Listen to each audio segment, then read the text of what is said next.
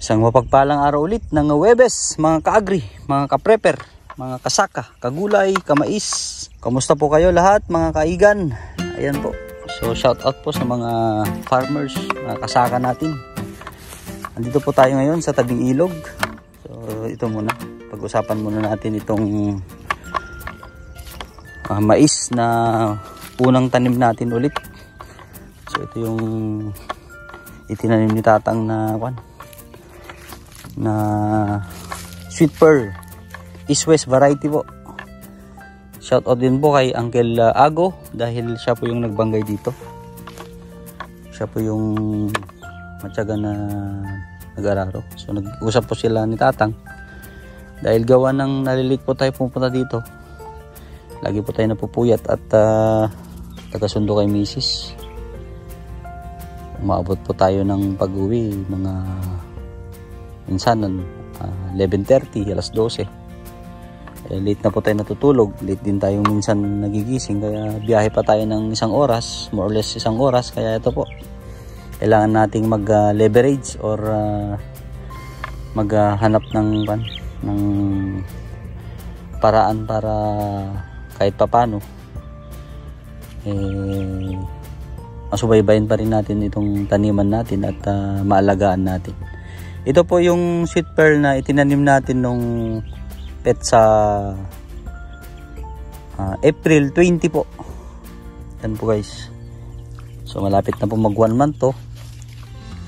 Nagbasal po tayo dito ng triple 14. Tapos nag side dress tayo ng urea nung isang araw lang po. Isang araw, sorry. Last week. Yan po, ako po yung nag-abono dito. Konting area lang naman to. Tapos nag-spray po tayo ng Lanate na pang insecticide, pang fall armyworm na tinatawag. So yan po guys. So far na-control naman na natin yung uod o insekto. Ngayon ito pa, ano pang kuha natin? Nag-spray din tayo dito ng atrazine at saka 2,4-diamine para sa herbicide naman, herbicide pang damo. Ayan guys, so ito na po. Ito na itsura niya. Tapos nung isang araw, yan po yung mga dinaanan ng uod na nakita natin. Kaya nisprayan ni Kanakan Manuel ng Lanate. Ito po. So far okay na po siya. Tapos umulan po kahapon, blessing po na binigyan tayo ng biyaya ng Diyos na pangalaga sa mga pananim natin. Okay guys, so dito muna tayo sa taas at pag-usapan natin yung iba nating pananim dito. At meron din tayong konting gulay dito. Ito po yung ampalaya.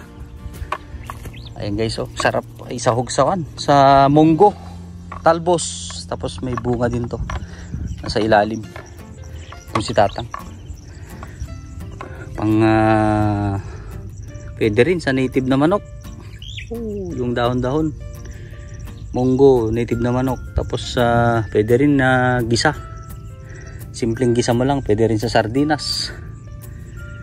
Ampalaya, bonito, East West po, East West. Nakaka-aliw sa mata po. Yan po yan.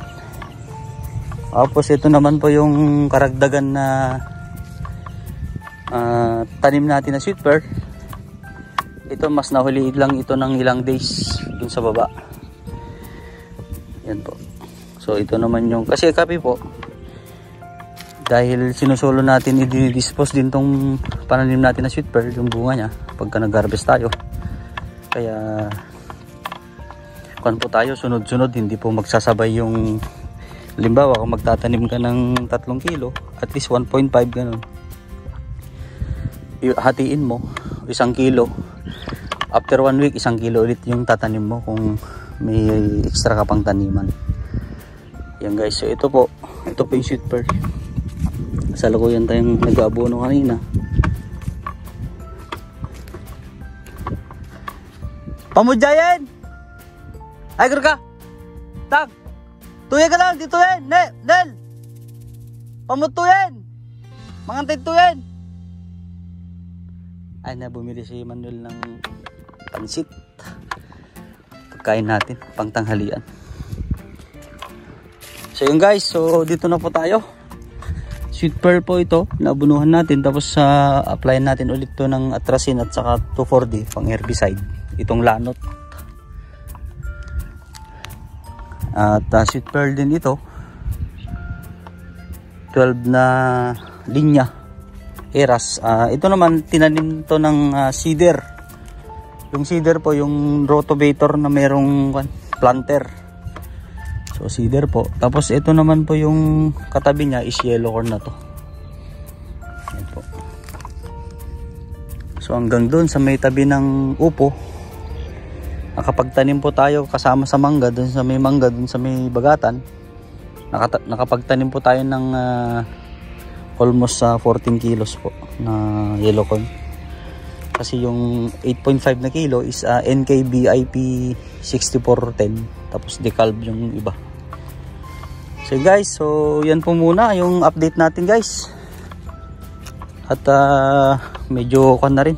Magtatanghali na rin kaya na tayo. Maglalans muna. Break time po muna. Maraming salamat po sa lahat ng mga kasaka natin na sumusuporta sa channel natin. Sa mga katulad natin na mahilig magtanim ng gulay, sweet pearl, yellow corn po.